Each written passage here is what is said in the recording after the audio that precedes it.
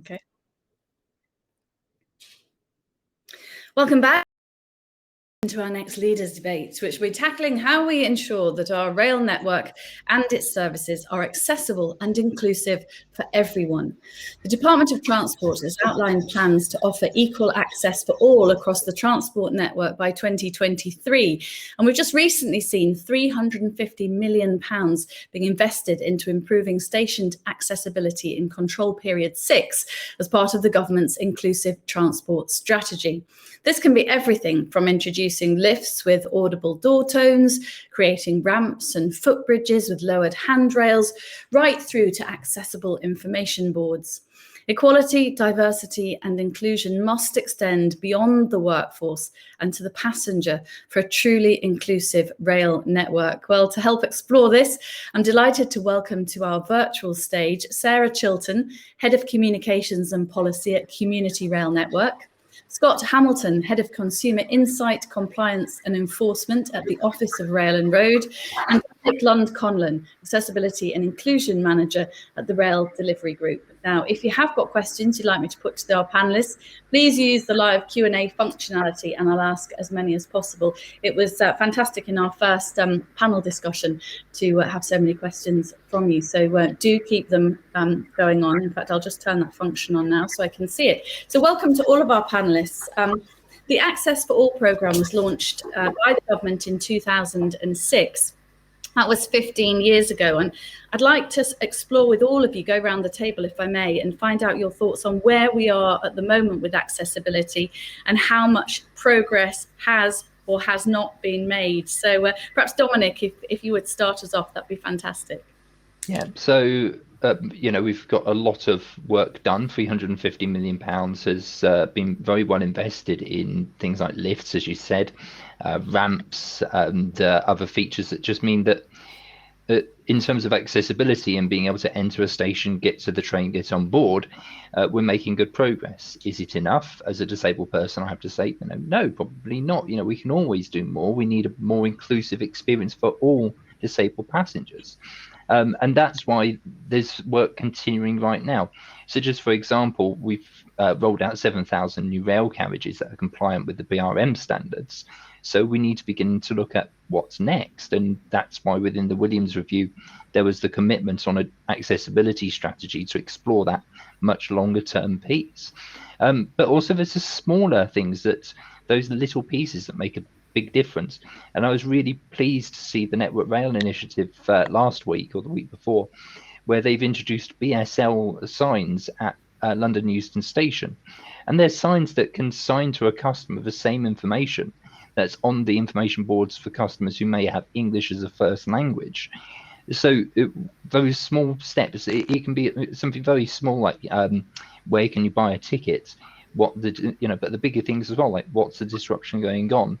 Just clear, good information, which ultimately puts a passenger in control of their journey. Just thinking, Dominic, while we're on that sort of particular page about blind passengers, I asked that because my great friend Amal Latif, who you may have seen in the semi-finals of Celebrity MasterChef, which was incredible, he's been totally blind since he was 18, has just developed a companion cane because during COVID, he found that blind and visually impaired people were struggling with social distance on trains, and it was putting them off traveling. Are there things in place for blind and visually impaired people too, in the same way as as other disabled people or those who are not as able-bodied as all of us? Yeah, absolutely. And crucially, when it comes to assisting any customer, the first question we always ask is, hi, how can I help? The customer should be in control of the assistance they received. And I was really pleased that the industry didn't stop providing that physical assistance to customers who needed things like sighted guidance throughout the pandemic. The social distancing is very important. There are still ways that we could provide that assistance, whether it was using a device called a ramble tag, which is it goes over a person's arm and the customer is blind or visually impaired can use that as that point of contact to the person guiding them. But nonetheless, it's all about what does the customer want, what do they need, and then it's finding a way that we can deliver that in a way that we can maintain social distancing as much as possible. But there are other precautions we could put in place as well to minimize that risk for the customer and the member of staff. Sarah, same question for you. Where do you think we are at the minute with accessibility? What kind of progress are we making, and where are we perhaps falling down? I'd support everything that Dominic has said wholeheartedly, and I think some of the work we're doing is particularly around sort of some of those hidden disabilities as well at Community Rail. So ensuring the railway is accessible to them. So I know, for example, on one of our local lines, one of the Bentham lines, we work with local volunteers and dementia-friendly charities in order to make that line dementia-friendly and offer training to staff. So we've got improved signage, timetables and markings, and as I say, and done try the train trips for people with dementia. So I think it's broadening it out to look at some of those hidden disabilities. Again, we've done some work around autism, and introduced an autism friendly line between Manchester and I think it's Manchester and Blackburn, and again done training with staff, so there's an awareness with staff around some of those hidden disabilities. So I think there's always more we can do, and it is about making sure the railways reflect the communities in which they're operating, and those communities are diverse, and so we've got to keep that dialogue with those communities. So I think progress has been made. We do work around some of the things that Dominic said around accessibility in the physical sense, but I think we also need to not overlook some of those hidden disabilities as well.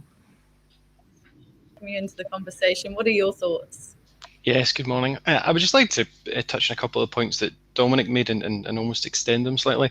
I mean, your initial question was just around improving access in terms of trains and stations, and ultimately that is the long-term objective. Ideally, people don't want assistance, they want to be able to travel independently, and that's something that I think everyone can understand.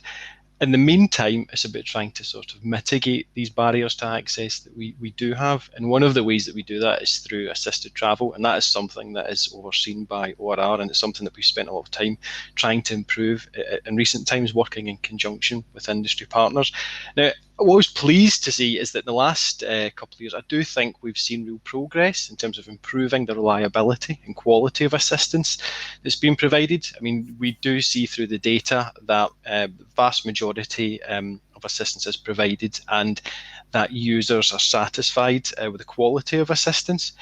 What I would just have some concerns about is just in terms of the pandemic, and it was something that Dominic began to speak on a moment ago, is just ensuring that we had started to increase the number of assisted travel users and participation in rail, effectively improving access. And what I would just be really reluctant to see is that drop off post-pandemic due to people's concerns or fears about travelling. I mean, if we think about the most vulnerable groups, who are the ones who tend to benefit from assisted travel, we've seen some initial data that suggests that many of these people have possibly disproportionately been travelling less than other passengers. So I just think that's something we need to monitor very closely as society reopens, just to make sure that the gains that we've seen in recent times are hopefully sort of consolidated and we can build on them, and we're not sort of reverting back to a position a few years ago where maybe there was less access. That through the pandemic, and I know this from friends of mine, a lot of people lost a little bit of confidence with their travel, and I think you make a good point, Scott, that people do want to travel independently.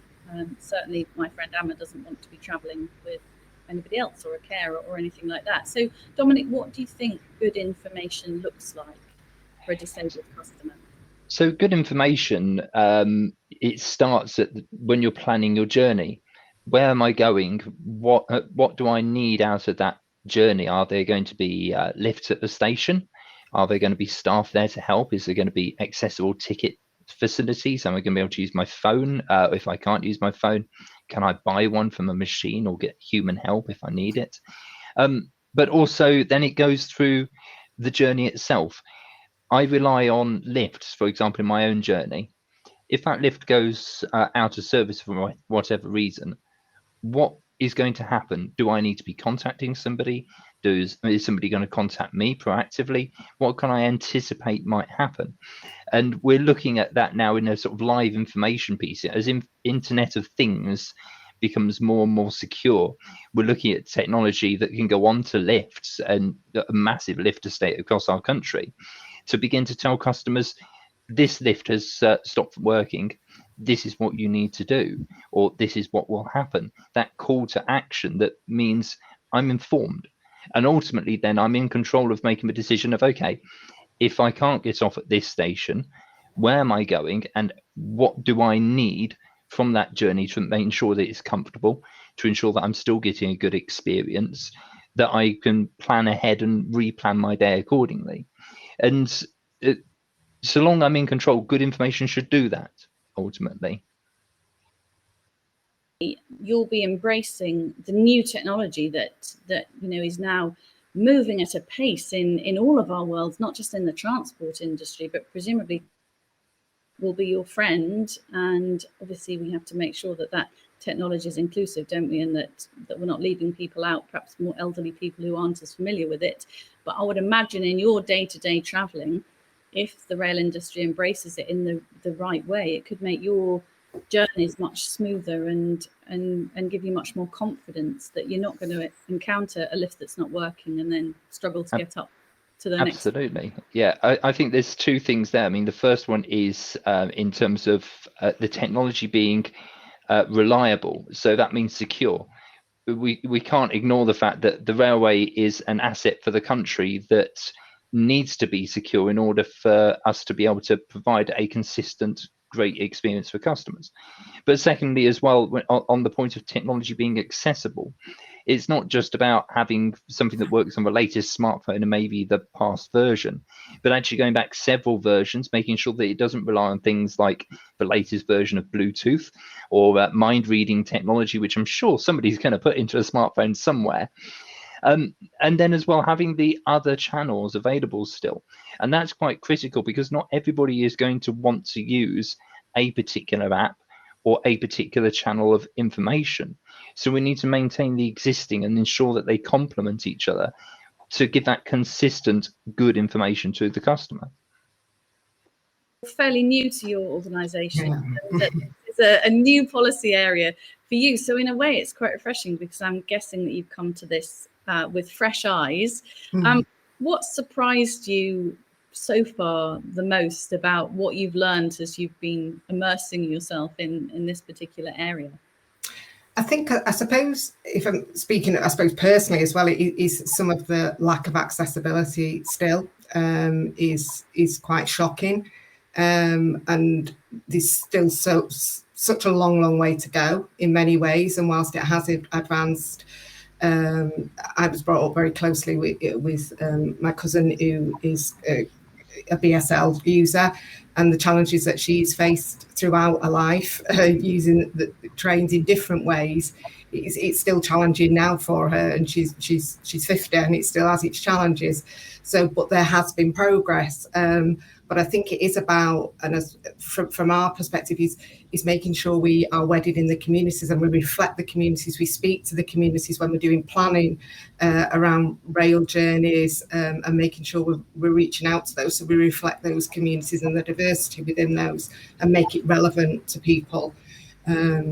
So I suppose it was the distance we still need to travel would be the thing for me, Helen. Although progress has been made, there's still a lot to do. And Sarah, on that community front, I mean, sometimes we forget, don't we? We've got big policy statements and all this kind of thing, but it's all about people, whether that be the workers or passengers. How can engaging with the local communities, which is all of us, help the rail industry become more inclusive and community minded? Well, I think if you don't listen to your local community, you don't know what the barriers are. So how do you know what's stopping people using the railway as a passenger or as a future employee? So speaking to the community is absolutely critical. And I think it is about reaching out to groups who are not using the railway currently, and what are the barriers, and then trying to work with the rail industry to overcome those barriers, which I know may sound very simplistic, but I think it is looking at some of those hidden disabilities that people face. Some of the groups, we work with children who've never even been on a train. So it's working with people who are, marginalised, socially disadvantaged. They don't have a car, it's integrating. So, not everyone has a car to ride to a railway station. So it's making sure we integrate those different transport modes. So I think you have to engage with the community. You have to engage particularly with young people and work with them, to build their confidence to use the train, to see the train as a potential career option. Because unless you do that, you're gonna, you're never going to move on significantly. It's always going to be one step forward and two step back. So, unless the rail reflects its community, it can't serve its community. So, regulation perhaps can help ensure better access for all. I think regulation can be a way to safeguard passenger interests and essentially ensure that anyone who wants to travel by rail isn't excluded, or that we don't see certain groups treated less fairly than others.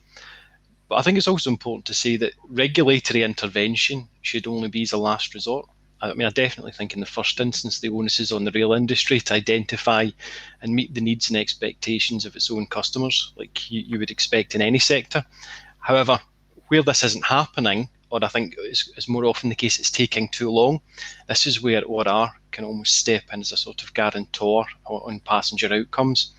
I mean, in terms of accessibility, within the parameters of our powers, we can mandate train and station operators to undertake certain activities to certain standards to ensure certain passenger outcomes.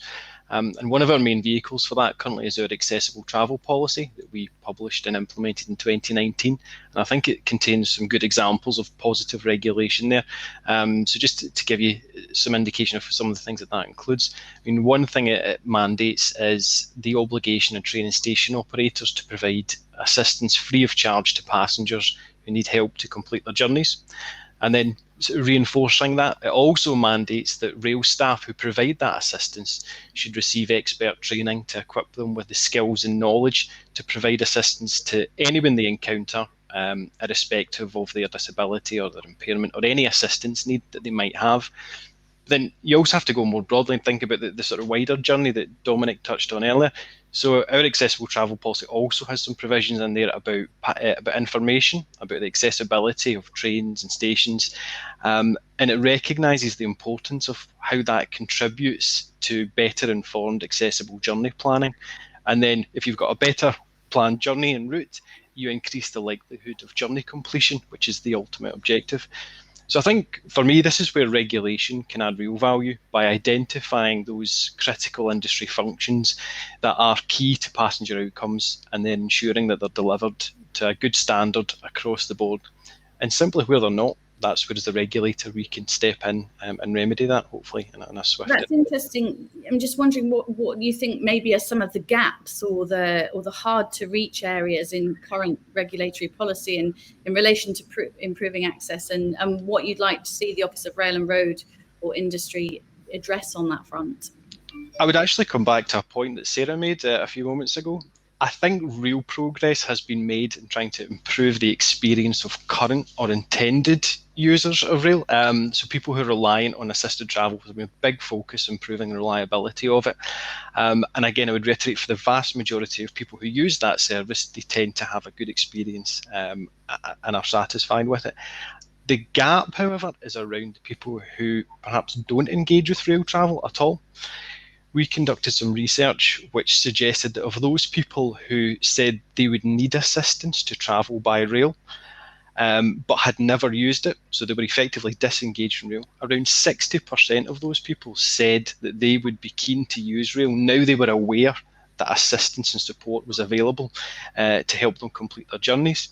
So I think the gap for us, the next piece of work, is really to begin almost sort of profiling these individuals and trying to understand what are the barriers to engagement that we could potentially address here, whether that's through regulation or any other levers that are available to industry. So for me, I think that is another key way of trying to sort of broaden the base of engagement and trying to encourage more people to use rail. Dominic, what do you think to that? Do you agree with Scott there? I do, and quite often customers are influenced by either one experience they've had or it's one experience they've heard a friend has had, and that's quite often one of the challenges in this is removing those myths that exist out there for people. I think as well that, Scott touched on training there as one of the examples of where positive regulation's been delivered. And I think that's one piece that we need to shout loudly about, because the training has really delivered great improvement for customer experience. The other thing Scott touched on there was about promoting the assistance and facilities generally available on the network now. I mean, as I said earlier, 7,000 new carriages out there. People probably aren't aware that the train quality has gone up considerably. Likewise, that there are staff available to assist if you need it, but also about just generally good information, what happens if, etc. We need to really work hard promoting that, because the industry has just built on, and even throughout the pandemic, where that good information, clear information was consistently being made available to customers, whether it was about face coverings, whether it was about timetable changes. We need to just keep building on that. Michelle makes an interesting point, perhaps for you, Sarah. Michelle says, does removing staff hinder providing rail service, as we know just over 50% of staff, sorry, I've got this all wrong, hang on, does removing staff hinder this provided rail service? We know just over 50% have staff at stations. I think she's wondering about the lack of staff, and we know that some railway stations are unmanned, aren't they, particularly in more rural communities. So is that a problem in terms of communicating? Yeah, I think that can certainly be a challenge, and I myself live in one that is completely unmanned. So yeah, that absolutely is a challenge, and it's that balance, isn't it, between those busier stations and then the rural communities. Almost get double it in terms of they have one train that comes and it's an unmanned station as well. So yes, that has a role, and that plays a part. And then we've got Rhonda, who says that she agrees with Dominic. Technology being secure and accessible, or lifts that work, will improve everyone's journey experience, whatever their requirements. What's the view of the panel about funding availability to make the improvements required? Scott, do you want to kick us off on that? I would say, as the regulator, we need to be cautious commenting on this. This is effectively government policy. And station funding is not within the remit of ORR. So I would possibly, I'm not passing the buck, but I'm passing on the question because I say it's not within the auspices of ORR. Put in, haven't they, by the DFT to try and make stations more accessible, and this whole program began in 2006. Dominic, do you have any thoughts on that, about whether there's enough funding to do the kinds of things that need to be done to make it a better experience for all? So is there enough funding? If you look at the cost of what it would take to make the entire network completely barrier free for customers, but some people would argue there could never be enough.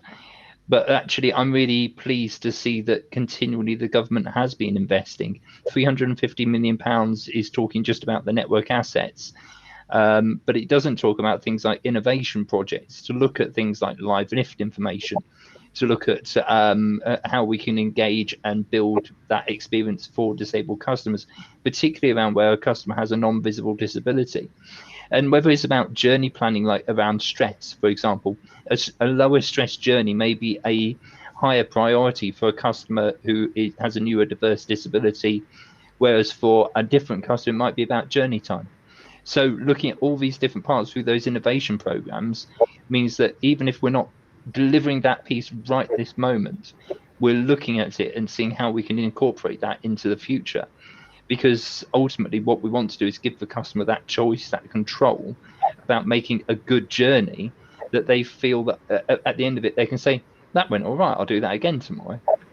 You talk about control there, Dominic. I mean, how can you put the customer in control of their journey when they require assistance and then travel plans change spontaneously? That must be quite a challenge sometimes, I would have thought.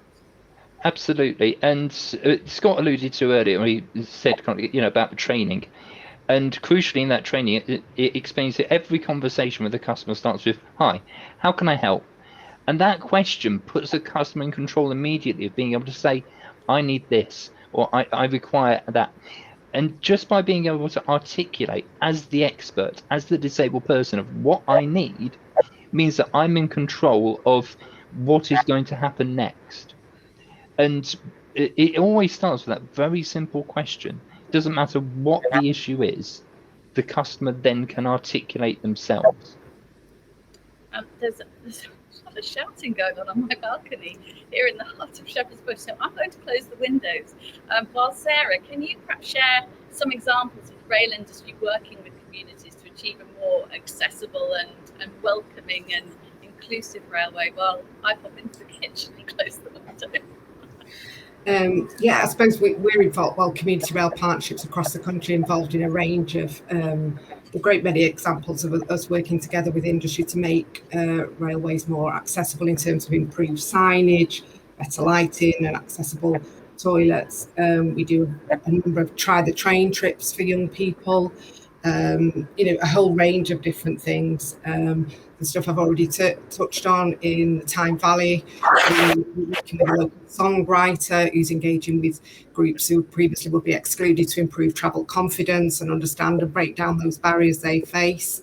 I've mentioned stuff on the Bentham line, which is around making it dementia friendly. So there's a range of different things that we're involved in at a community level, working with probation in certain areas, doing planters on stations again to make them more welcoming.